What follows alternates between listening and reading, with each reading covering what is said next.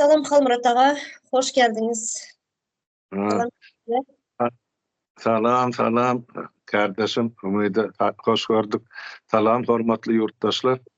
Awa, çağırtsan mehmançılığa. Ümidi Çağ- hanım, haydi verin. Dinleyen. Yine bir mesele ortaya çıktı. Şu mesele hakkında biraz özara göründeşli edelim. Bizlerin Türkmenistan'da kullanılmayan bir söz var. Yani bizlere mal yakında bu sözün öğrendik. Nemeliğini, manısını, nepotizm diyen bir söz var.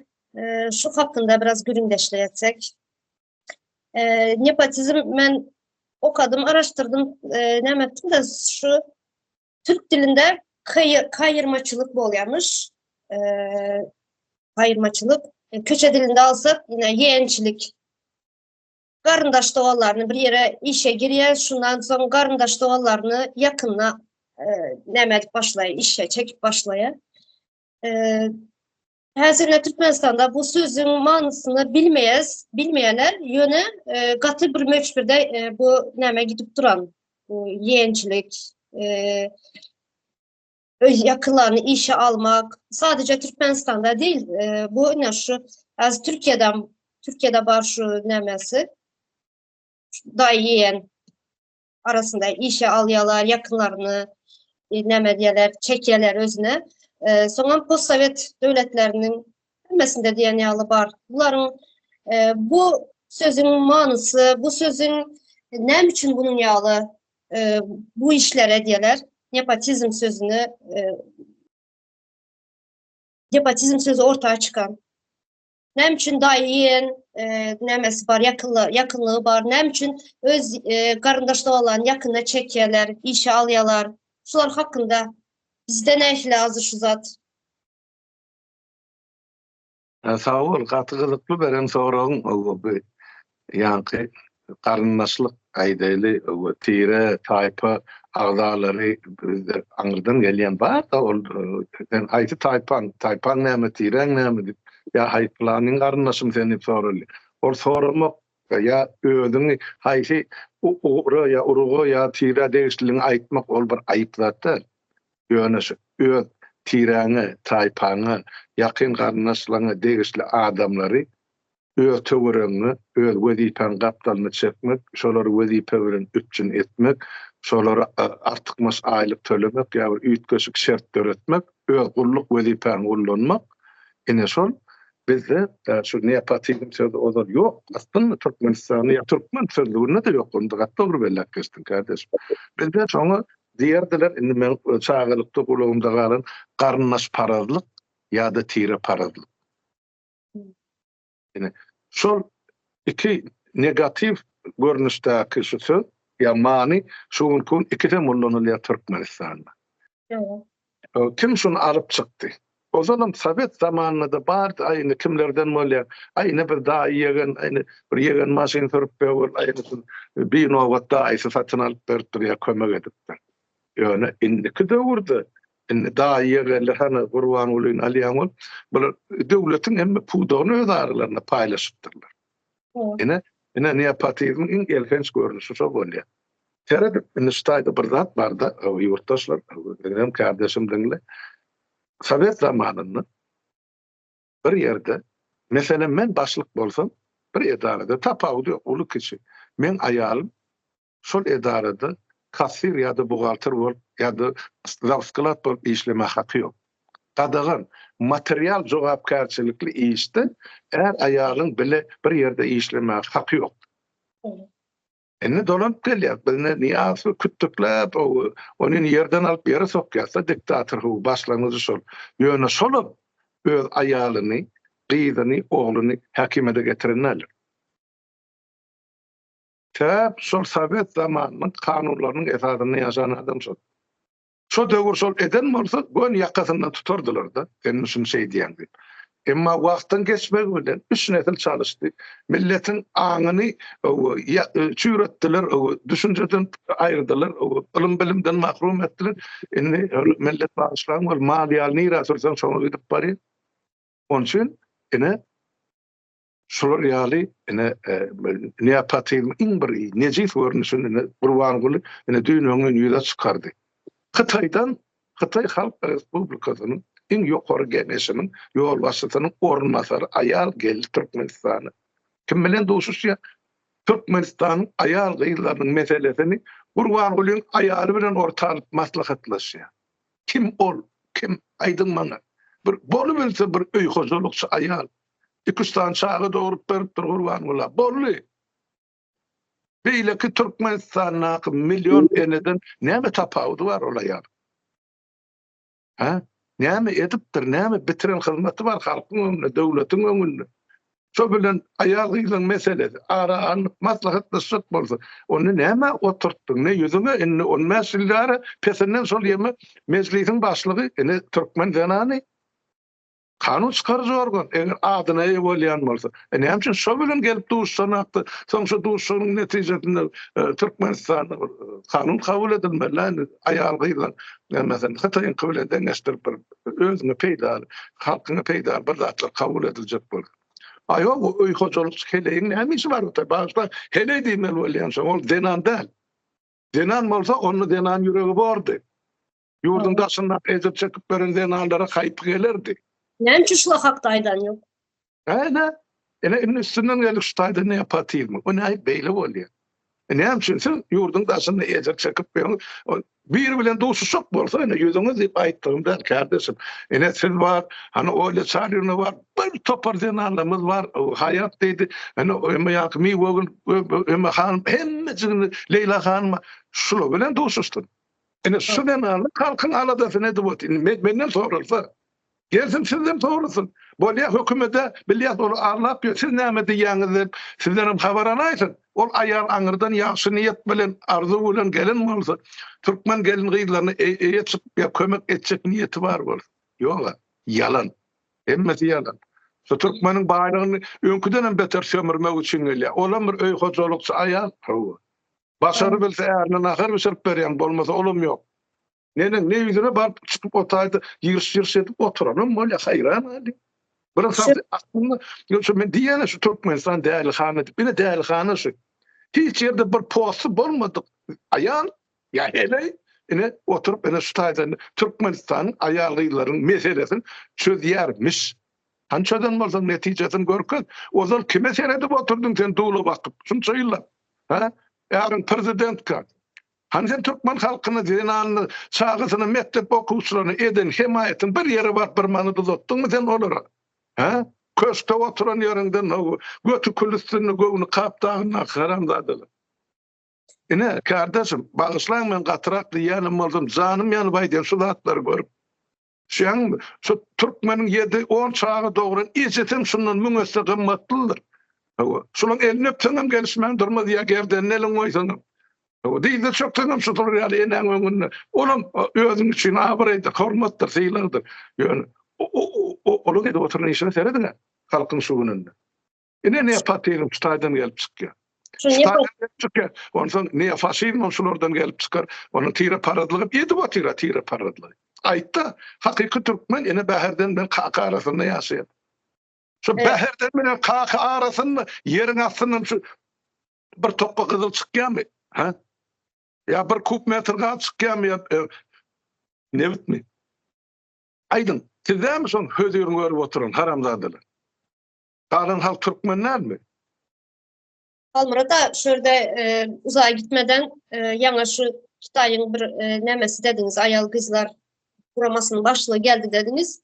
Gurbangulynyň aýaly bilen görüş dediniz. Şu ine nepotizm sözünden gelip çıkan, yani misal getirsek şunu, nepotizm sözünden gelip çıkan liyakatlyk diyen bir söz var. İşini bilmeyen, yani öz işini etme, öz işini bilmeyen adamı bir işe koysam şu liyakatlık diye söz çıkar. Şu liyakatlığın arkasında da nepotizm var. İşini bilmeyen adamı işe alıyorlar. Ya da yine şu yankı sizin kardeşiniz yağlı işini bilmeyen adam bilen görüştürüyorlar. Mesela yine prezident diye boşa tırnak içinde bizlerinki prezident bir görüşmeler var. Yöne atası gidiyor. Meclis başkanı gidiyor. Yine şu an liyakatlık, yani liyakat sözü nemesi geliyor şuradan. Nem için Prezident gitmeye de atası gidiyor bu görüşmelere. Yema bizde näçe aýdyp gelýär ýyllar boýy. Bizde kanun işlerini, konstitusiýa işlerini. Bizde döwlet hem ýok faktiski. Basyp alan adamlar edebilsin şu diýip köşkde oturan ýerinden halkymyzy edip oturýar. Biz dünýä gülkü bolduk, millet hökmünde kardeşim. En gorkulu ýeri şol. Biz indi türkmen dip atlyp ýeňsemizden güläjek ýalyk bolup görünýär. Gülýärlerim käýerde näýit beýle millet bolýar. 52 trillion dollar ýat üstüne gezip gören millet ýurdun terk edip gelip bana 500 dollary günlükçi bolup işläpdir. Ne edip düşünmeli? Aydın maňa belki men ýalňyş ýandım. Oturup hayran galýan. Şu döwletde, şu milletlerden sorasam ve onu elini şey şu akıllı adam pikirmi ya şu hakykatdan sen şunu dogry bil aýdýan bir oýun edýän dip soraýarlarym bar da. Ýok, hakykatdan meni sanap çykarylany şu bizim toprağımızın aşağı 52 trilyon dolar var. Halkımızın şu kun daşına akıl bilen hesaplandı.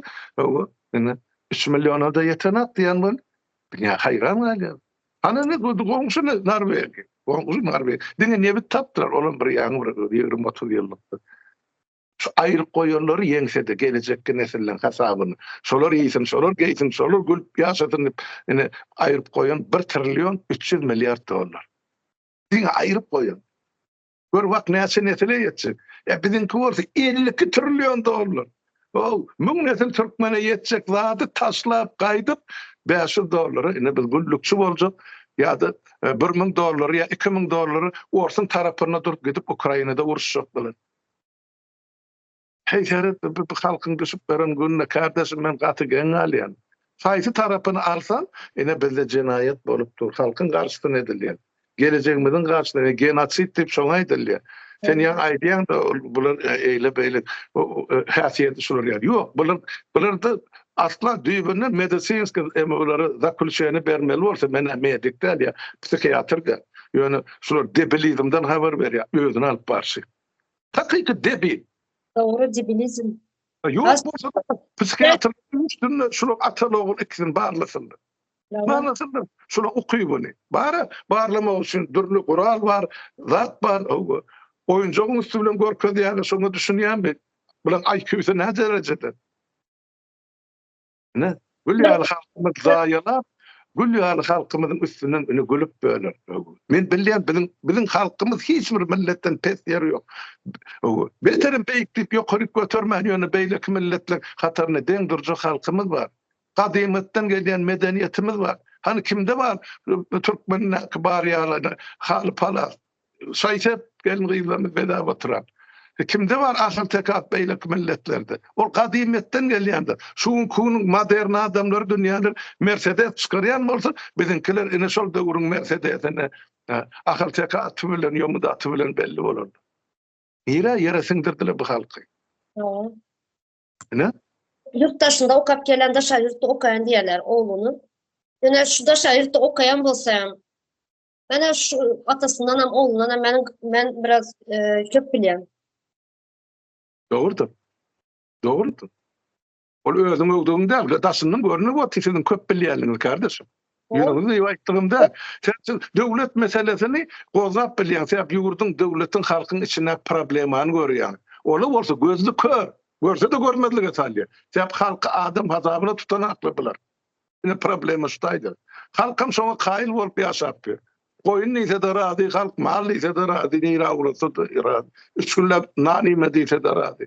Hani bir keptelep depesinden yağın koydu. Halk ne meselesini çıkardı mı? Palçığa ulaşıp otihadır.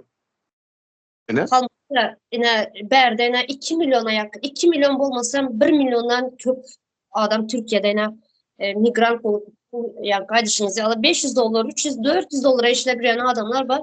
Şu adamların üstünden geçip utanmadan Antalya'da forma gelip ellerinden şunun yağlayadıp 4. yerde duruyoruz biz Balip'te de. Şu yine meclis başkanı, meclisin başkanı şunun yağlayadıp maskara bolup tuttu. Meclisen ol vahy berdim aýdym. Ol halk maslahatynyň başlygy, Türkmenistan'ın milli lideri.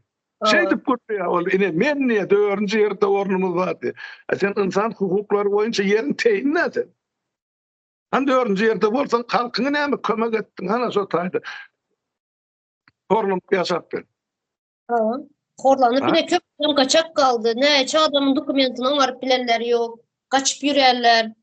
Neçe adam yine çağlarından ayrı. Herkese şu gepleşinde bir kısa videolarında maydıp geçen şunu. Neçe eneler çağasından ayrı. Kiçi vaxtına taşlap gelen az boyu bilenden çağaları var. Boyu bilenden bolan. Neçesi yurtun içinde bozulup yürüyen çağalar. Yani mamanın, babanın yanında, dayının, halanın, dayzasının yanında kalıp. Şunun ýaly gıyınçılıklarda yaşapıyoruz biz. Öne o gelýärden elini şunun ýaly edip 4. yerde dese, yani şu bay döwletimizi taşlap bäriye gelenimiz gaty näme gynandyrıcı da. Bay döwletde yemeğe nan tapmayan çağalarımız bakmağa iş bolsa işleyecek bize şu yurtumuzda. Kalmara da işten kaçan bir millet değil. Yöne iş bolmagan için taşlap geldik mecbur. Taşlamaya mecbur bolduk. Çağlarımız koyup kaytmaya. Kardeşim, şuun bana bir de çet yazısına uğradıp durur. Türkmen yurttaşımız. Arda niye durmuşuna diye onun diye. Almıra da diye. Ben niye? Ustayda diye. Bir hepten 7 günüm işlep iş yerinden kvartirama da gidemek diye. Ustayda yatyan ya da giyecek giyecek 10 kaç 50 işleyen füllüm vay. Onun dedi Türklerim akşamsına seyle çıkya. Tanbılarım yiyecek, içecek, maşalası bilen şuları da aslından görüp bölüme yaş eliyat yani. Ne için? Bunlar beytip yaşap bile, biz şuları hizmetkar olup yaşamadı. Ama ne için? Zayn zaten bağırsa gidip o tayda bir arkayın düşöktü yatmalakın diye. Ağa diye, ben ne gitsem diye, o tayda diye yolda men polis saklasa yurdu, deport bolacak diye, dokumentim yok. Deport bolsam, ýygyň daqqanyň çağalar şuňky uğra diýänje kömek bolumdan diýince. Aňyrda olar seretjek ýa kömek etjek. Ne hökümet bar, ne dogan arnaş diýip. Maňa şu gürleşip oturup şolardan bilen diýip. Özüm sizin ýaşyňyzy belki bir ady ýaşyrakdyr. Näme gelejegi bar ne şu watandaşymyň? Ýygyny garyn çağalary näme bar? Ne şuň bir gün bir ýykylyp galdy da kesellap ýa bilmedim başga da üçin ýa iştigaldy ýa tutulup deport edildi. Ýene bir maşgala bozuldy. Ağladasın ne tadaklarında şun adamın özü etmeli öz ağladasın. Şunu düşünüp bilene. Hökümet bağıra diyene hökümet bağıra diyene 33 yılda sizine günü düşürdürür. Haydi bak. Berde senin bilen pul kazanıp öy alıp maşın alayan zaman öy alanlar var, maşın alanlar var. Yöne o öyün huzurunu görüp bilmesen, o öy alan maşının huzurunu görüp näme sürüp bilmesen onun näme peýdasy bar. Hazır alıp aldyňam, Aňryýa gitsen kazanan pulun yetse 1 ýyl ya da 2 ýyla ýeter, yetse unda ýa-ni. Häzirki boluşda Türkmenistanda. Soň ýene mecbur, ýene bäriye gelmeli bolýar. Öy alanyň bilen peýdasy ýok onuň. Aňryýa bir durmuş ýok. Yaşar ýaly durmuş kalmadı Türkmenistanda. Ina şu hemmesinin aşağında ina şu ýankı nepotizm diýen sözüniň manysy nämesi çykýar berde. İşini bilmeyen adamlar iş alýarlar. İşini bilmeyen adamlar soňra şunu ýaly edip halky süründürýärler.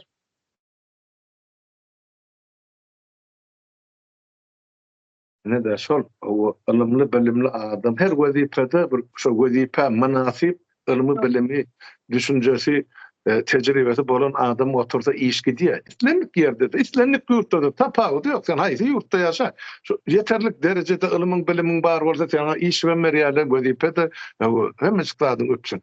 Emma bilen näme diýerler? Ben Niyazdan alayım. Gördüm bol. Ben deputat saylanıp bardım. Geň almazat. Men ozal halktan çykan adam, ol futbol köşkde oturan adamlardan telewizorda görmesem, o başga ýerde gören adam däl. Daşyndan seredýän bol telewizor. Aýşulur hem geýnuli, ýa-da aýşa galstukly, şilyapaly. O tüýler aýtdylar. Akylly adamlar diýip daşyndan pikir ederdik. Ýurdu dolanır ýaşyr. İçine varıp oturup şular dinledim onu hayran alımının ay kardeşim. Şu çölleki çopan var mal vakıp verin. Şulardan hem parasatlı hem bir dünya garayışı giyin adam olup çıktı da. Şularda hiç tat yok. Bal yemesi aladası koğuzu giyinmek, koğuzu yiyip içmek, maşin minmek, vezifen saklamak. Şu ne edip yaranıp saklamak ol sen saklamak. O atamayalı adamlar ırlakken elinmek men bilen birinci salamlaşar. Hayran al, ne beýle bolýady. Sen şu deputat bolanın üçin, sen şu niýazyň ýanyna otyň, belki maňa da ýerde geçdi, kömeginde gerdip, niyet bilen gelenek kellerde. O zaman niýaza garşy çykdym, şonuň biri görsen hak bolaydy. Menden olara kömek boljak gäle diýen bolmaz. Ine Suriyal adamlar, kardeşim, yurdu dolandırýan kelle. Şonu näme etdiler? Niýaz, ola getirip samsyklary goýup başladı. 6 aýdan çalışdy ministrler. Samsygyndan samsygyny getirip. Gurban olar gezek gelýär bilen samsygynyň özi. Oglum onu istemenden samsyk. Bulary şu knopka basyp dolandyrmak ansat da Kremle Moskwa ýa Orsa. Şonu boldy. Başa işte tam dün öňürlükde gelip gitdi. Orsiýadyň premier ministri.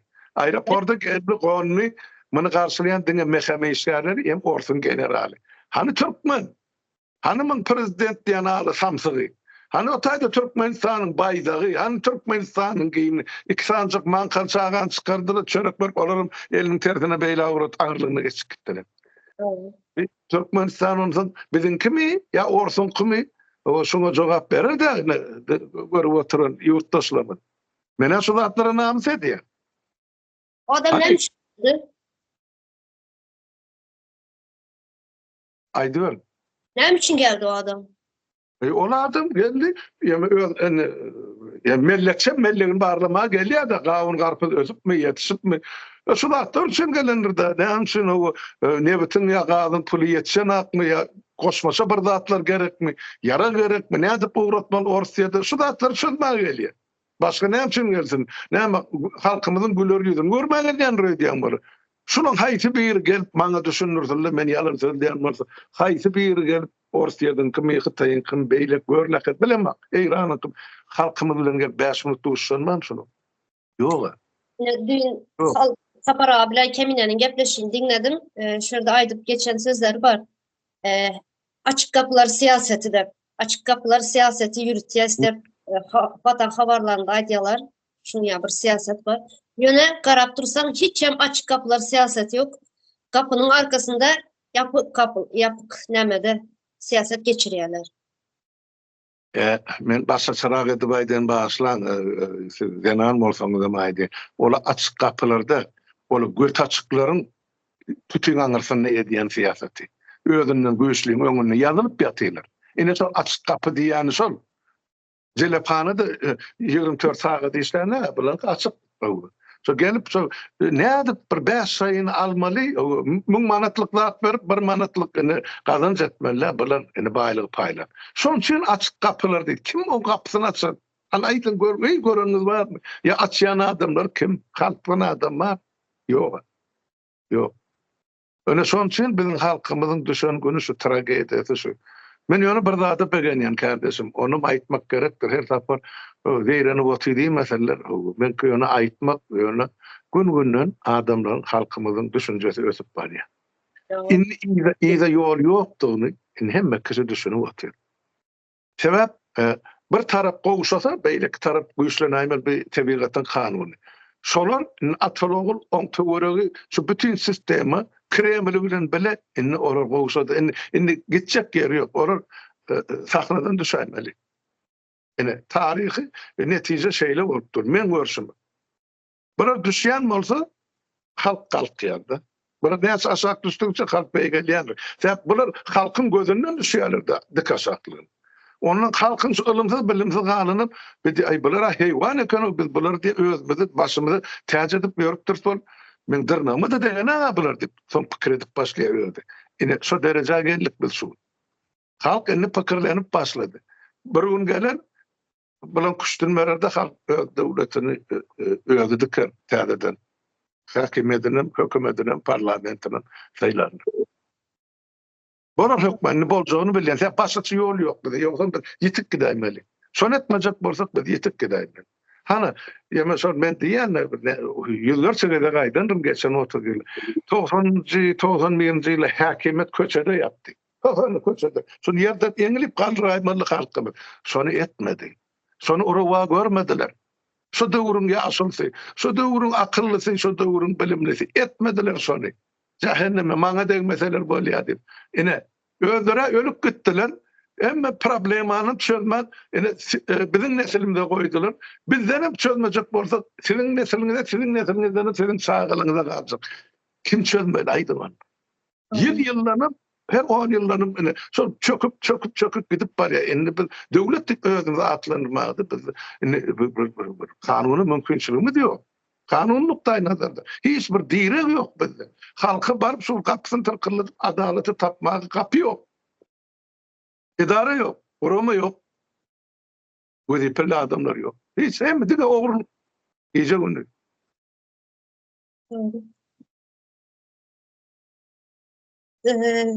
Halmurata yine bir soran var da yine hazır şu mesela nepotizm sözü dedik de Kara otursan postsovet devletlerinin tüpsü hemmesi yağlı, şun yağlı nepotizm sistemasında. Yani Azerbaycan var, Tacikistan var, Özbekistan, Kazakistan hem de sen şu sistemada gidiyor. Türkiye şunun yağlı. Yine sizden sizin yaşayan devletlerinizde nehili var mı şunun yağlı sistemi? Yok. Bizde on yağlı sistemi yok. On yağlı sistemi boluğun bilmez. Bizde näme sistemi var? Mesela şahsy karhana kursun. Devlet idaresi de şahsy karhana kursun. Eğer işlesin ayalı bilen bile maşgalası, çağaları, oğlu, kıydı, gelini, giyevsi yine ol bolup bilir. Ol bolup bilir. Ama devlet idarasını, büdjet idarasını sen hakkın yok sanetme. Devlet idarasını delberde yürünkiden hükümette. Hükümet. Devlet idarası onu hükümetin devletin içine giriyor. Daştan gelen zatlarla. Diyecek olayan zadım. Berde bir devletlerde zatları katı Suriyali yiti karış ya bilen Suriyali ören bir lupan aşağını seyredilen yal seyrediyorlar. Men de bir tarihi vakanı böyle dileri. Bizde Muana Salini bir denan maddi. O Sosyal Demokrat Partiyanın lideri bundan bir olmaz mı 20 yıl olsa gerek. Şunu Premier Ministerliğe tasdiklamalı oldu. Yani Şveçya'da yani hükümetin yukarı vazifesi Premier Minister. Bizde prezident vazife yok. Onun sonra tasdiklanmalı olanlar bir yerden bir jurnalist tapıptır. Şu yankıdenen 5-6 yerde mesela maşin stayankada koyunu son stayanka pulun tölemeli. Şu ahlisini $100 $100 yetenek. Yine şu tayda kanunu bercay etmedik adam biz ne de Premier Minister edip koymalı. Duran yerinde. Mesela ayırdılar kandidaturasını. Yine şolar ýaly attın eýen bular netije çykarýan millet onun nädip oğluny ýygyny getirdi niýe ýegen bolmajaklar. Bizde bolsa tersine şu daim minister bolup biz hemmemiz pülpüllak gezmeli yatıp ýmeli. Bir döwür aýdymady men Şarif aýdardy. Bir gadyryň ýeňeleri diýip hawa. Öde bir gadyr ýeňelere işlän agawy. Näme diýär?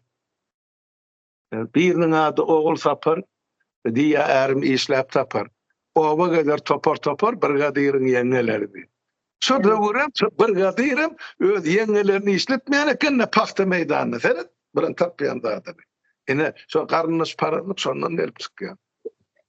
Şimdi şu Türkmenistan'da ya da postsovet devletlerinde şu nepotizm sisteması bolmaması ne işli bolardı Halmurata?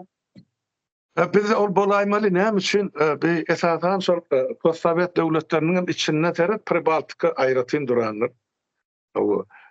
Ukrainada aýratyn duran bularda näme ýok. Bularda garnyş paralyk ýok ýanky diýişime. Bular tiresini taýpasyny ýyzarlanmaklar bular. Aýny bir maşgaly agry gitse şol ýanky yakın arınasın tanıya onun arkalı bilen işem yok, atnaşığım yok.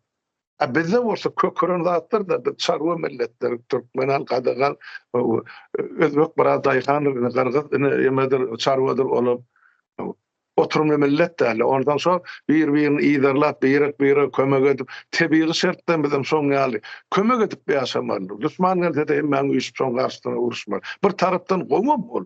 Ýöne beýleki tarapdan wezipe eýe bolan diýmek öz tiretini ýaşatmaly, galana üns bermeli däl diýlen ters düşünje. Ene şol tire başylan ýa ene tire paralan, wezipe paralan, ene garnaş paralan aňyny noty. Onu aýryp bor. Onu aýryp bor. Onu aýyrmak itin aňsaty.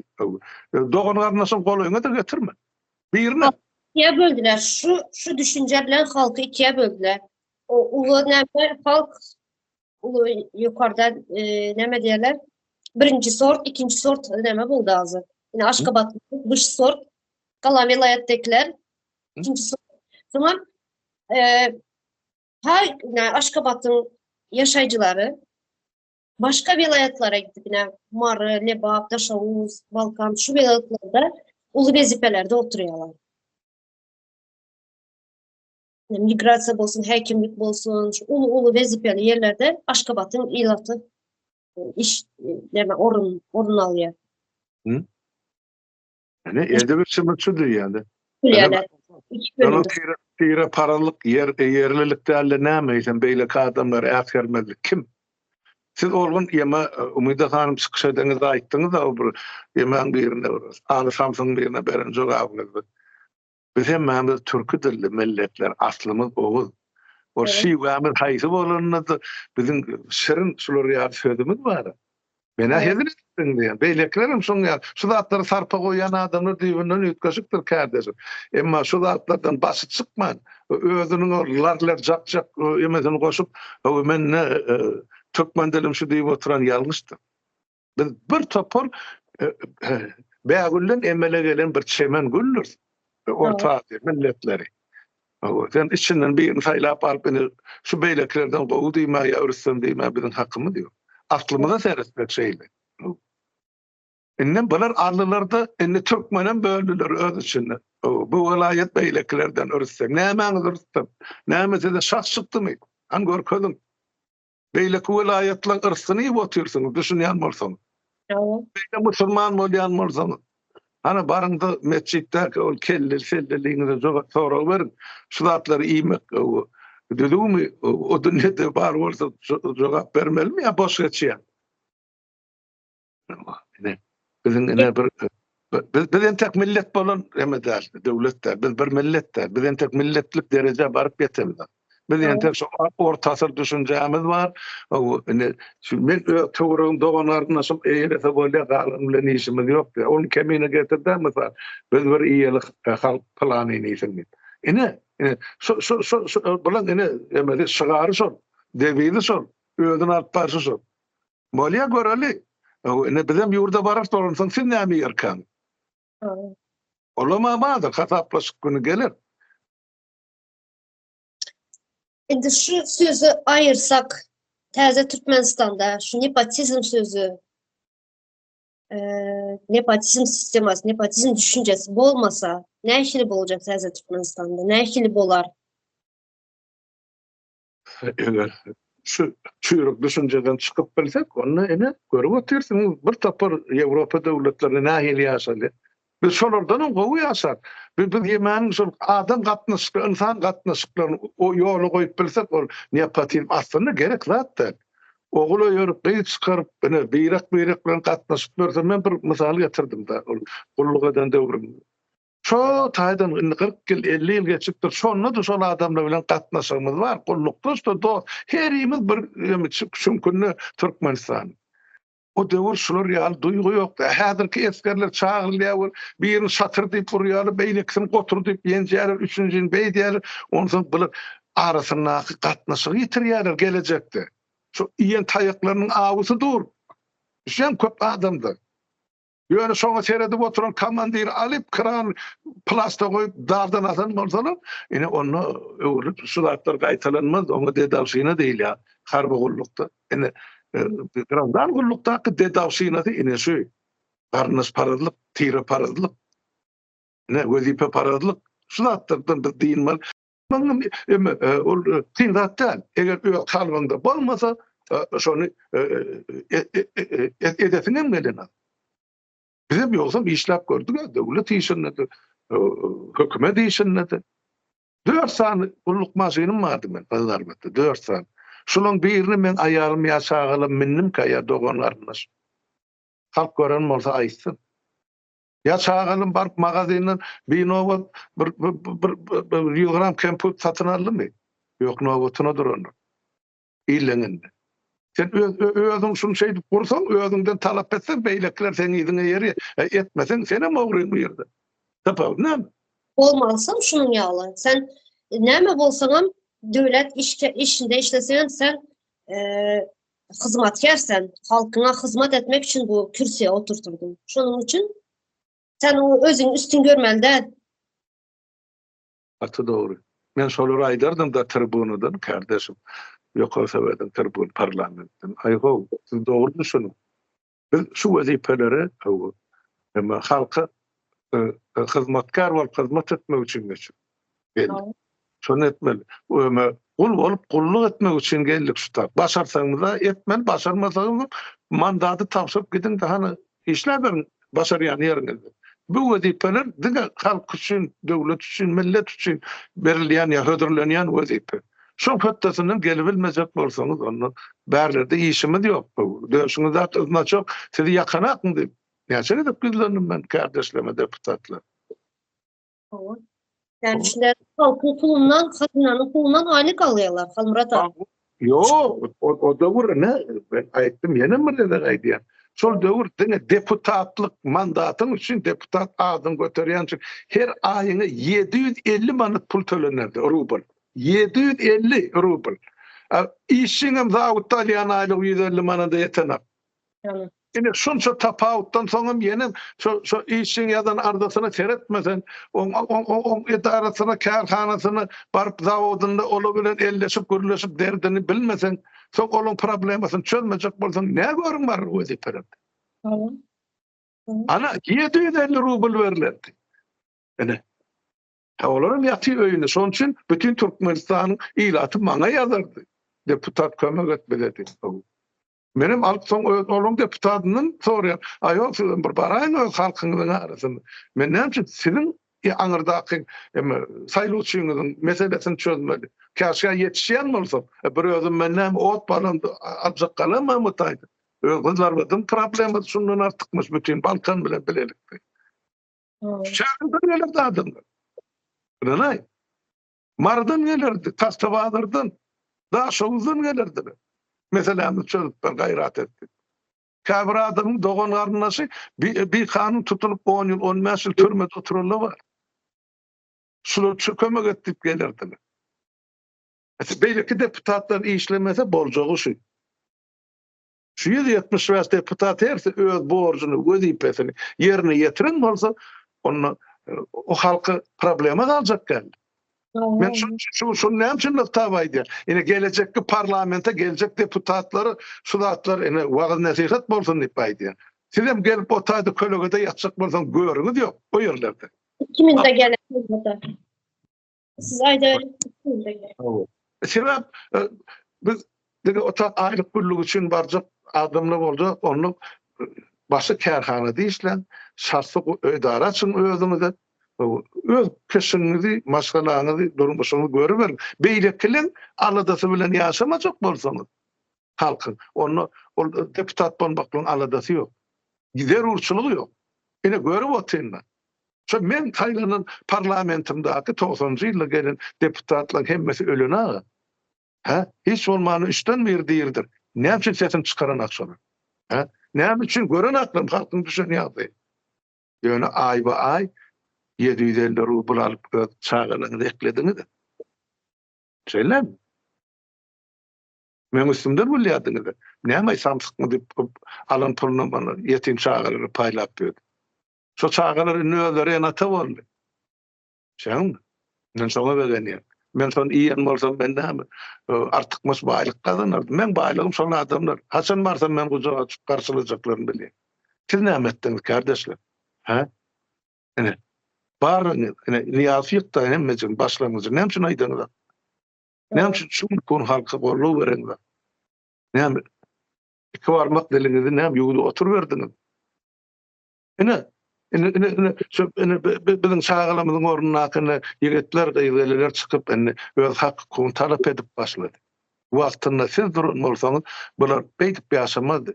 Ýurdu dolanyrjak şularda. Estafetany şular eline beren bolsak baýdagy aňyrlygyny alyp giderdiler. Etdikmi? Ýok. Kölegede ýatdyk. Ha? Şu 200 san baýyň hataryna girjek bol. Girdiňizmi? Girdiňiz. Hemme owadan nepeden çykardyny ýa. Oňordy. Oňordy sebäp şu taýda halka kömek etmäň deregine ılgak gitdiňiz şoňa hyzmat etmäge. Men şolary diýip aýdýam. O beýlekiler diýip aýdamak, o niýat tutup basyp bolýan 20 noýabrda ýok derler. Ýok, ol jenaýat. Emma şoňa çeldi, şu jenaýata çeldi. Müňlep adam ılgak gitdi şoň gapysyna. Ene netijemiz. Gelin ýerimiz ne tutulmaly? Gelen yeri, cibilizmden gelen yerine göre otururuz. Hakikaten biliydim, sağ ol.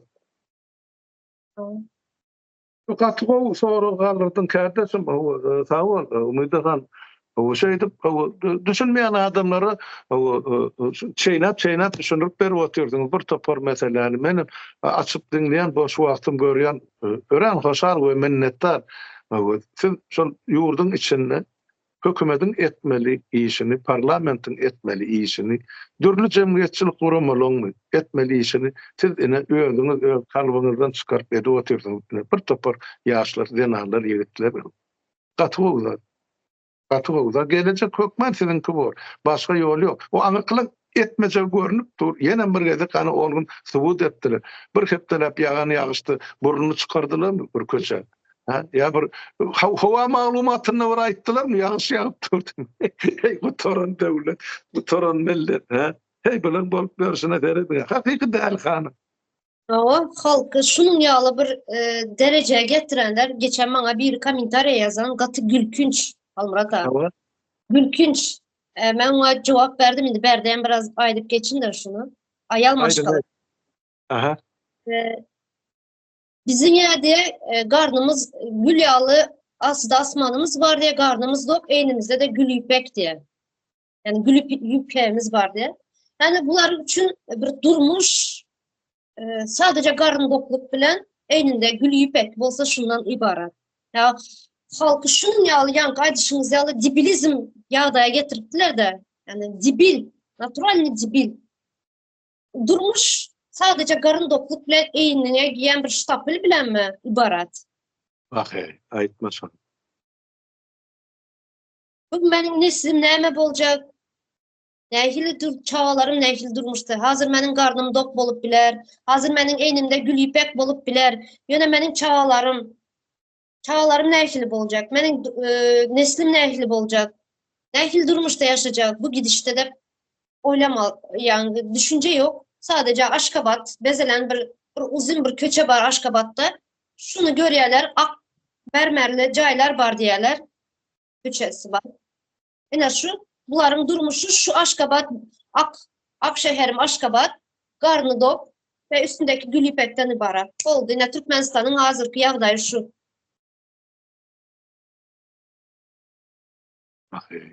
Atıp inandırıcı. Hakikaten şeyle de yeme mıydı kardeşim, siz entek geleceğiniz öňde nesip bolsa ýene 40-50 ýyl ömrüňiz bar. Emma men deň duşlam gidip barýardy. Köpüsi ýok, jaňa diýen ol öldü ýa-ni molly ýa ölüm ýatygyna ýaty. Şular ömrüni beýmany ýaşap geçirdiler. Näme daýandylar, näme arzu etdiler, näme goýup gidýärlerini iýdinmi? Hiç dat ýok. O elbette adam ölse yerin üstüne kalmaz, onu yerin teyine salarlar.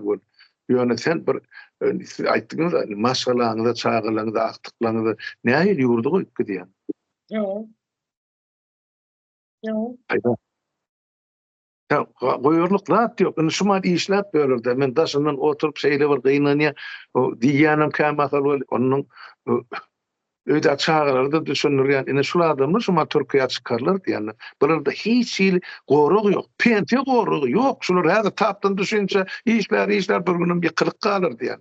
İzine öye varsa da o tayda aklarım işte onun manen yani bir aydan soň jaýlanmaly boljakdy. Başga olar näde kömek etseler. Diňe şu topragy gömülmek üçin baraýmasa ýurdun daşyny aklar näme üçin barsa ne ýydyna. Hiç taýdy ýok. Doğru. Men şonu görüp otyp. Men ýylan göremem, öz dogan garnaşymdan görüp otyp. Ana şol şeýle şolar. Doğru. Näme kömek etmeli? Göreşiň diýdim. Orluklaryny döredin. Hiç sanam men dogan garnaşym men arkamdan gürläp ýamaňa daýanyp bir gün günni gören adamlarda garaňyz aksyn diýdim. Göreşi bilmeýär. Yine şu yan aýtdyňyz meniň deňduşlarym boş yaşap geçenlerdi. Aga.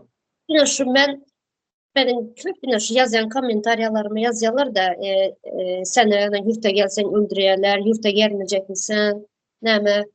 Ben böyle sesimi çıkarmayın, görmem, görmezler olmayın, yaşap yürüyenden, beyman yaşamdan ben içimdekileri aytça, gören zatlarımı aydiyan, ben çağalarımın geleceği için azıcık olsam koşan olsun diyen.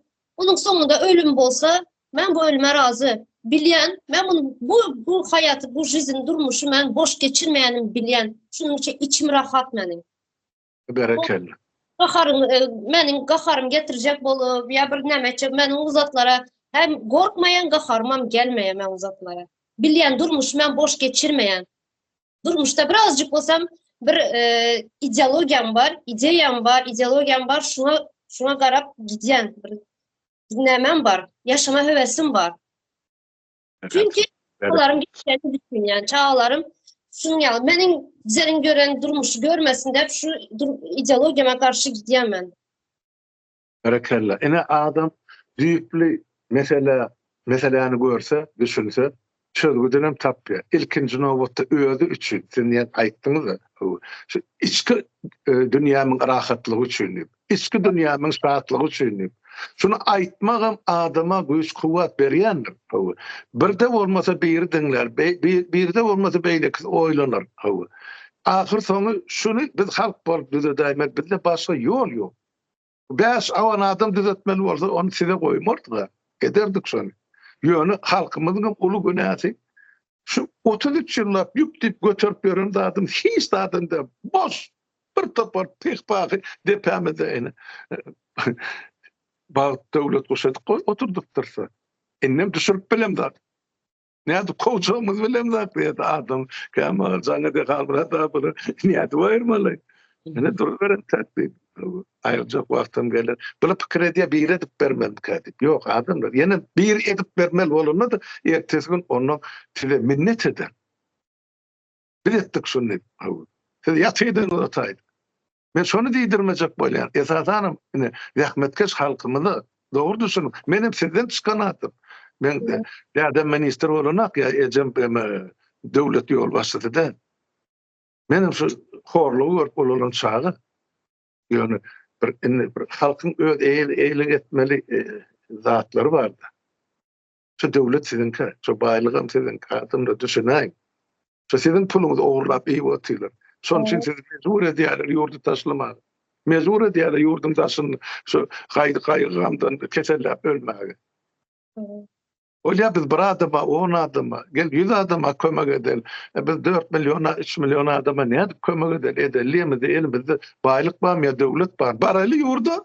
Ene şonu görersiňiz. Näme edilýär şu halky? Ýöne bir şoňa bir ýetelini. Yo etmesek onu eşeğe ters menlerinde çıkarayn şu yurttan men şey diýip diýen elmeden. Wezi paparadam dal hiç adam dal. Yani bir halka bir gerek bir strukturany, konstitusiýany düzgün tertibi gurup bereli. Ýygyny özüňiz alyp gidýäňiz ýaşlar, namusyň öz işini bilýän professional watanperwer ýigitlerimiz gyýlamy da az dal. Yani olur häzir bir topar busu boty bolarmyka bolmazmyka. Bir toparım en atasından çekinip ötdi. Barma görünme koşulma diýen üçin. Olum bar. Korku diýilen zat ýok adamlarda. Ürkü var. Şem korku bilen ürküň tapagy uludur kardeşim. Şol ürküp berýärler-de. Ýani plana beýle bolupdyr. Birden maňa bolar. Sen nämeden korkýar? Bu berlen amanat jany sen öňde zoňda tapşyrmalar ýygyna. Mert bolup ölürüň ýaşym ýa ýere ýazyp dawany ýalap ölürüň ýaşym beýim. O da sana bir münasip adam bolsa keşke. Dırnını da degmeýän. Yani haramzadaly depemizde şänikde otyra. Bütün halkın, milletin. Men şoňa namus edýän, namus etmeli bolsa. Ýoksa bizde bärde sapara kibde yetmeýän günümüz ýok. Pensiýalar bar, Hudaýa şükür. Malymyzam, mülkümizam, jaýymyzam hemmesi bärde ene şu halal rahmet bilen gazanyldy. Ýaşaýamaly näme ömür galanmaly. Ýöne şol watan duýgusy bagryny ýakyp barýar. Beýlekden ýaşap ýören durmuşyň görýänmeli. Ondan baran ýurdunda ýüzüme aşapdy. Bizim halkym men sataşyma ýeke türkmene gülüp berer. Hiç döwletde görmedim. Türlü millet badyr bolýan türkmen ýok da. Belki bir haramzada tohum kılıp badyr. Ýöne onu halka görünüp ýaşaýan haramzadalar däl, onu kölegede ýaşaýan. Ýöne şoň üçin men arzu edýän vatandaşlar, yurttaşlar ýeke-ýekeden birek-birege el berip, bol berip watan halat etmeli. Başga bizde ýol ýok. Ulusy uly ýerine, kiçidi kiçi ýerine, erkegi erkek ýerine denan ýerine. Ýöne ýene bir gezek gaýtalap edýän kardeşim ýanyp onu pikir etmen. Ýöne şuwun kunyň siýasatyny biziň denarlarymyz, biziň erkeklerimizden känetse ýokarda dur. İş etmekde watan aladasyny maşgalan aladasyny çağıryrmyz, saklap oturan şolar. Ýurdun aladasyny diýenim ýene şola bol köpçülikli. Ýok, ýalanyň bolsa ýalyn tutak. Ýalyn men şonu edip durnydy, ýüzüňiz görkezinde çykyş edin, menem görüp galay. Men onu ol bärde kardeşlerime diýip aýtdygymda, ýigitler bar, işläp oturan ýüzüni görkezip, ýüzüni ýapyp, ýöne men bütün tutuş halka ýüzlerini aýtdym. Halk bir uly keramatdyr. Şu halk eme bolsa, şu durnuklu bolsa, on karşısına durup biljek. Bu hiç ýok, bir fiilin güýji, iyiliň güýji, fiilin güýji diýip böňe aýtman retorikman. Bir gaýrat edin, inne bir düşünün. Aýta bir dawa düşünün. Bir bana Rus dilinde bir komentarий yazan bir ildeşimiz. Зачем тебе это? Живи свое удовольствие yazan. Şuna bir cevap. Вот это мое удовольствие. Ana. O hakyky şeýle. Hakyky şeýle. Bir derurun ýanyna baryp bir buğday nanyň bolmasa buğday söýdüm ýokmudy diýär türkmen. Şoň ýanyna bar duýgudaşlyk etseň, şoň bir ýüzü gülse sen eýem ýüregiň ölýär. Şuňa peýdan degdi. Emma bular bolsa elinde döwletiň asly puly depesinden masýalarda.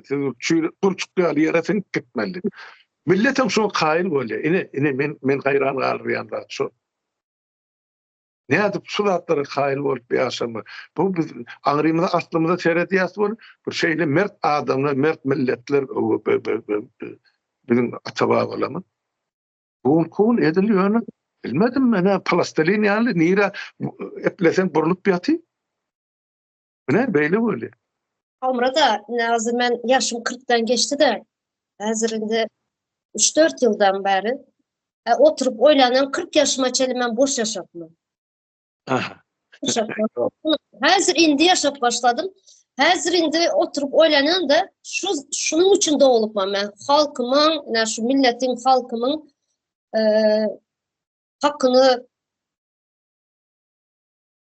hakkını soramak için mi bilmeyen şu yanında durmak için milletimin şu zatları önderlik etmek için olup derip indi düşünüp başladım bu zatlara. Biri yazan bana yine senin gidere yerin yok, yaşamaya yerin yok diye yazan. Benim gidere yerimem var, yaşayacak ıymam var, hem mezadımam var. Ben bu zatları nemeden çıkamıyorum halkımın yanında durmak için. Çağlarımın, yan kaydanım yalı çağlarımın, aktıklarımın, çoğuluklarımın, neslimin geleceği için çıktım bu zatlara. Çıkıp edeyim. Meni oyladım, meni gidere yerin yok, bunun yağlı deyip boş zatlar için kelleğiniz arada oturmadılar. Ay berekelli, ay sağ ol. Sağ ol kardeşim. Aydiyan da men 40 yaşadım diyen. Birincene denen maşgılı yaşına gitmeye hiç yaşan. Ondan ikinciden sana 40 yaş berçegem yoktur diyen. Onun yazarlar gerek bolsa aşağına. Ondan yenen bir söz vardır. 40 yaşta akıl kasesi doğuluyor deyip adını Türkmençilikte buradan vardır. Onun için 40'a çerli edenin, näme denen bolsa podyalar diýen ýaman adyny. Öňe 40-dan soň bir zatlar etsen ol ýam diýip podulanak diýen bir şol ýa gurulmady, çaýyk kam golugynda galy. Ama 40 ýaş entek nüşmal täze terminle aýtsak bir orta ýaş. Ýene 40 ýyl peşinden bar adamda. Ýaşamak üçin sagdyn durmuş ýaşajak bolsa, bar şol. Diýmek entek öňde bir topar zatlar inni şu zatdan şu ýaşdan soň inni eje bolluňyz, inni mama bolluňyz, garrene bolluňyz, tügeleme. Ýaşlar udyň bolsa, inni olan soň çogluk toýarsaňyz, ulam toýu bardyr. Nezip bolsa bize mene basam Türkmenistany barsa, saçaklı gatnaşar biren toýuna. Şeýter durmuş dowam eder gider barar nesile geç. Onun için goý ola aladasyn etsin ertesi gün. Olar joga taýýarlansyn. Näme üçin 33 ýyllap halky ýakdylar. Näçe milyon adam gözüni açyp armanly gitdi bu dünýeden. Dermansızlykdan, işsizlikden, durmuşyň agyr şertinden özüni otlady, özüni atdy, näme etdi? Türmelerde çüýretdiler. Ýakyp öldürdiler halky. Näçe ne kaldylar? Türkiýede topraklara, Türkiýenin topraklarına gömüldü. Näçe insan. Onun için zatlar biz hökman günneme çıkarıp oturmaly, aýdyp oturmaly, düşündirip oturmaly. İlçilikdir. Her da kadrymyzy bilmese de diýenmizi gulak açjak adamlar tapylar. Çünki şol düşünür işini geçirmeklikdir. Etadi işimiz kardeşim. Adamlara düşünürler, bir gezek, 5 gezek, 10 gezek. Sebep bular 33 ýyllap şolun beýnisini çüýreden aňyr karamda adalar gün etdik şolaryň adam sanyny çykdy diýip goýdular da. Biz o sene görüp otym 4 ýylda ýok. Türkmenin tek ölüne jany bar. Gün-günden öz görküne gelip başlady diýip aýdýar. Indi şonu görüp janlar çykyp barýar. Janyňy çykdyn sen, tek durum tomoşanyna ýurda barymyzda görersiňiz. Gitjek ýeriňiz, o Dubai diýem, Dubaiň teýinden täzeden şäher şu deňiň aşagyny gatsaňyz gulagyňyzdan çekip çykarar çeňek bilen. Gitjek ýeriňiz. Topraklara aýtsat. Bu 20-nji asyrda bu zatlar atı mümkün zatlar. Mandan ýanky 4 ýyl oldu.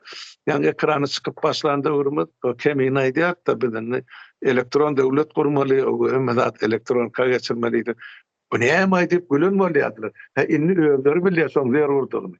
Bulan ýanky samsaklarına çellini elektron yığınık geçiren malbatıylara. Yani onu yığınık geçiren şol bir suratı koyyanın, onu yığınık geçiryenim ne belli, üşyenim ne belli, ne diyenim ne belli, yani şolun ne diyenini, ya ne diyeceğini o iksan diktör gurlavatı. Türkmenistan dolanır ya, şol vatan satan programıdır nakı, iksan diktör.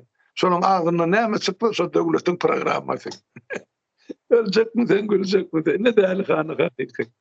Hamrada şu yani elektron devlet dediğinizde şu elektron devlette näme çıkanlar bize gerek değil elektron devlet, Türkmenistan'a gerek değil de bize yolumuza çıkanlar özleri şu Türkiye'de mesela Türkiye'de e-devlette bir näme var sistemi var. E-devlete giriyorlar. Özleri şunu kullanıyorlar. Berde. Yurt dışında basam yine Amerika'da bolsun başka yerdeki ildeşlerimiz şu zatlar elektron gerek değil de näçe gezek yolumuza bövet oldular. Boldular. Yani özler şu elektron devleti telefonlarında mende var mesela. Arkayın isteyen zaten girip bilen, gerek zaten görüp bilen. O da öder düşünün adamlar şu pasport täzelecegem bolsa, viza aljagam bolsa gidip o kapydan o durup uzaklygyň köselmek gerek. Knopkan basýan bol 5 minutdan sana jogabyň gelýär, ya pasportyň gelýär. Bir eşeret dälmi? Ene şu elektron devlet. Vay, peýsaňam gelipdi, nira sarp etdiň, hemme çıkarıp görkezip otyr. Ene elektron devlet. Borcun bolsa, bergin bolsa, algyň bolsa, hemme çıkarıp berip dur. Men aýtdym, o gün bir gepleşigimde temine bilenmedi, ne? Mundan näçe ýyl oldu? 3 ýyl oldu. Ýa-da aýalymy firmasyna artykmy salgyt tölen eken. 3 ýyldan soň şonu 3 ýyldan soň barlaýardy. 3 ýylyň ymykly yapmadan olun, yani salgyt edarasy barlaýar. Dogry tölen, dogry tutulupmy? Ya artykma janlypmy, ya kem alınıpmy? Ene şo taýdan çykaryp duran $600 uğratdylar. 3 ýyldan. Yani sen halal hakkın iyilen akşı devletlerde men şonu necek bolýar. Bizde bolsa şu yurdun taşyna kısıp çıkardılar adamlar. Eşek ýaly, işledi ýaly, gulgurlyk derejesinde. Bular bolsa yurda pulun uğra diýe çağıryn saklamak üçin o aňyr karamda adam şu agynyň kakyp alýar. Ýa. Men şoňa ýanýar. Awa şu sisteme Ay artık boş pulunuz var bolsa, ey vatandaşlar, yurttaşlar, hani hazine koyun şoňa. Ertesi gün öz pulunuz. Şu ertesi gün öz pulunuz şon 10 etsin, 100 etsin, näçe galdyryp beriljek bolsa, hazine berýärse şonu. Niýe gitsin? Yok, siz onu medreseniz gelin attı. Onu siz onu etmesek bolsaň, biz nädip onu şu yani hazinany işletmeli, biz nädip döwlete barmaly, nädip ýola goýmaly işleri. Pikir ediň, şu mal şu bizden 8-9 sany sayt bar, habar kanalymyz bar, ýenem bar, Mekgully bar, başga kömek gelmediýänlerimiz bar. Şolar hemmesi pul. Şonu ne?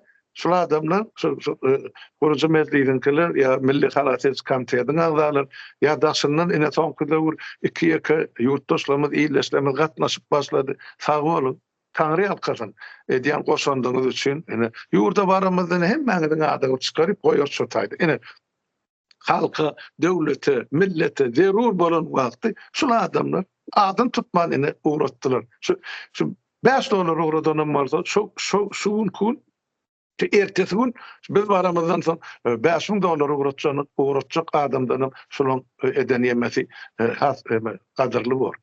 Eden kömegi şuň kun. Sebäp bir görüşigim öz wagty bardy. Kalmyrada az şunu nemedim, ýatlap geçin de benim. Çağalarımın, dogalarımın adyny hem açtım. Hazina. Ular hawary. Number gerek yok. Sadece nomer var. Nomerini bilýärler. Bolýa, olam şol.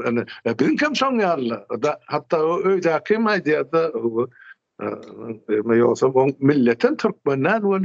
Benim diye garada durjak galy düşünýär şu türkmençäni bilýär. Ýemede iç janawar düşünýärdi geplep bilen hakda. Bilem şo türkmençäni dolu bilýärdi geplep bilen. Ýok geplep arasynda bol ýön biraz şeylere.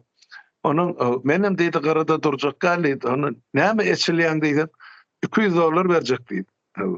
Şumal $100 uğratdy ýa hadina. Ýenem inni kaýlygyndan mı ullugyndan bilemem. Ýenem uğratan şol gaýry milletiň adamsy türkmene gezek gelende durumsuz. Biz ýaşamar, o zatlary görmez, tapawudy ýok. Ýöne olam şu topragy öz watanyny hasap edýär. Şu toprakda öz çağalaryny dogurdy ulurdy. Şeňmi? Näme şeýle. Şoň üçin biz indi türkmen bol, watandaş bol, garada durjak bolsak, bu nähil bolýar. Onuň ertesi gün barda men şonal edýär. Ede baras bol ýurda, öýtdik täze Türkmenistan gurup başladyk. Bulara men şu taýdan şu gün garadan seredip gülüp oturarlar ýa ýorgan aşany bukunup oturarlar. Bular sümsünüp geler şu ta. Onu men özüme sorak berýän. Ne ýüzüne geljek şolar?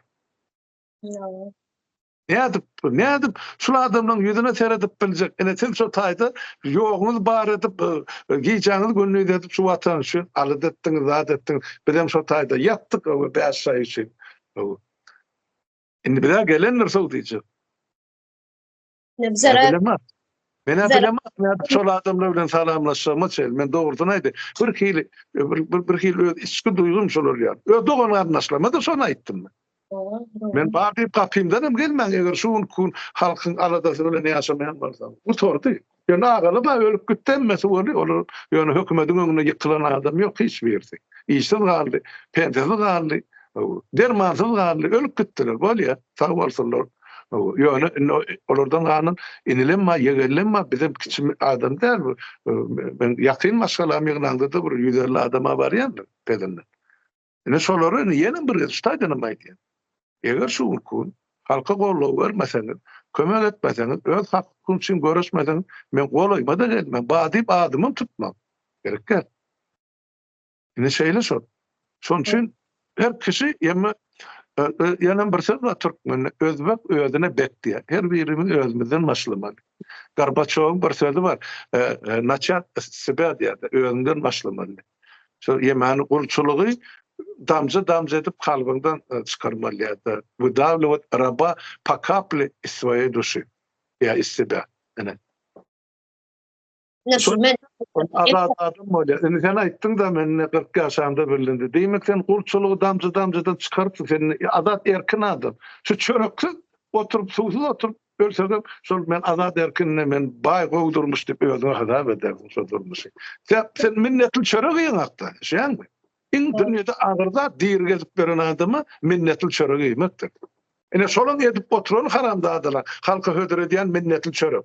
Şol nähil aýlygy ulanyz bilen eşdýänem bolsaň, nädip kabul edýänem bolsaň, ene kabul edin ýurtdaşlar. Şo minnetli çörek ýep oturýarsyň. Ene.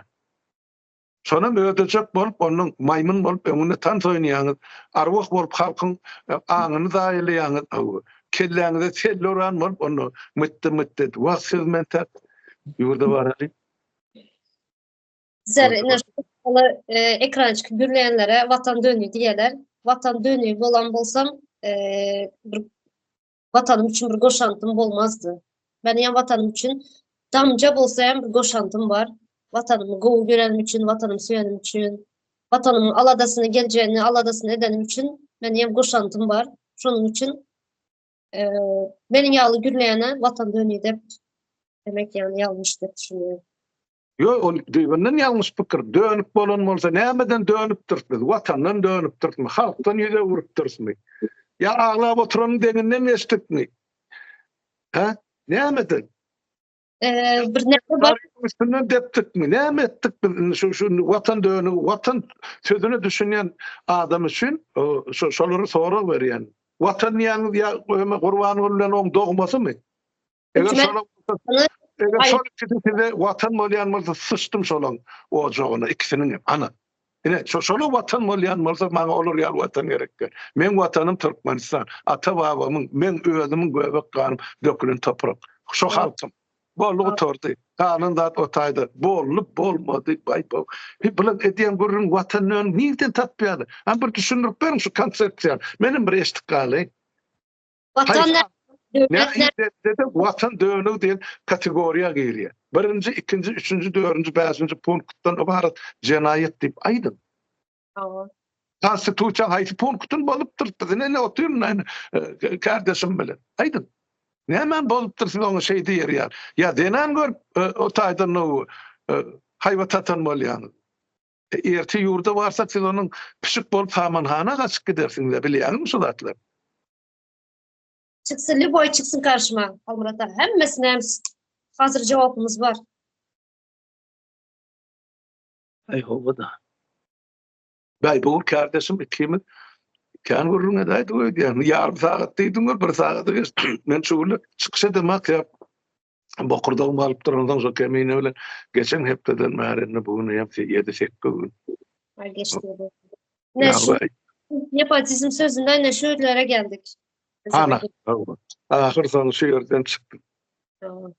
Ne şu nepotizmi getiren zatları yine sonunda cibilizme getirdi. Ha o? Sözüne gelip çıktık. Ya şular ýöre çetdirdi. 33 ýyllap halk ilmsiz bilimsiz goýmak diýmek şular debil derejesine ýetirmek. Halkyny rehminýän bir haramzada bolsa şolar bu halky bir aç goýsun bolýar, ilmsiz goýmak däl. Ilmly adam iýde çöregini tapar. Ýöne ilmsiz adam hani etjegi işin bilen hani şolar ilmsiz bilimsiz kördükin hani döwleti dolandyryp oturýan heýwanlar. Näme etdiler? Näme edip oturýar? Hani meşhustan geldi. Ýeki türkmen ýok öňünde. Ene ýurda ýese meşhustan. Urban bolap da oň dogmasam da alın görün ene vatandaşlar. Ýüzüňiz aýdýan şo. Yine vatan dönüyor. Yine vatan dönüyor kim? Ha o. Bolýanmy? Ýa başga soramyz bar bolsa aýdyn kardeşim menim siz bilen uzakdan näre ekrana çıkamak, o bağışlarsınız, işken, sizin işiniz yeterlik. İşinize üstünlük tüveleme, berekella, size de yanınıza çıkış ediyen böyle yigitlere de, gayrilere de ören minnettar. Katul işe duvatıyorsunuz. Yine rehnedinem görürsünüz, bedahmedim, nesip barda basım vaatda. Sorakları indi ilgilerinize koyalım. Şu nepotizm hakkında, şu düşünceler hakkında yine. Neme dediniz? Karınız paralı. Karındaş parası hakkında düşünceleri bolsa, sorakları bolsa komentaryalar yazsınlar. Bala. Ta yazın, yurttaşlar, utanman, çekinmen, oturun, oylanın, pikirlenin, her sapar aydan, özünüze gerek neticeni çıkarın. Deňeşdirip görün. Biz näme diýär, olar näme diýär? Dünýä nire var ya, bizim yurdumuz nire, ortasyra ýa-ni feodalizmi getirip dykdylar.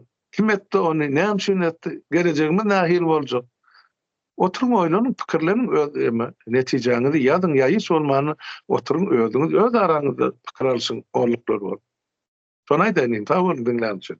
Şu hazırkının Halmurata şu kara otursan nepotizm sözü de sen Türkmenistan'da şu en kiçi devlet edaralarından näme bitti de sadece mesela sadece alalı, Balistan alalı, oku institut var, oku mektepleri var. Hemme yerde şu nepotizm var. Hemme yerde Türkmenistan'ın hemme iş edaralarında var.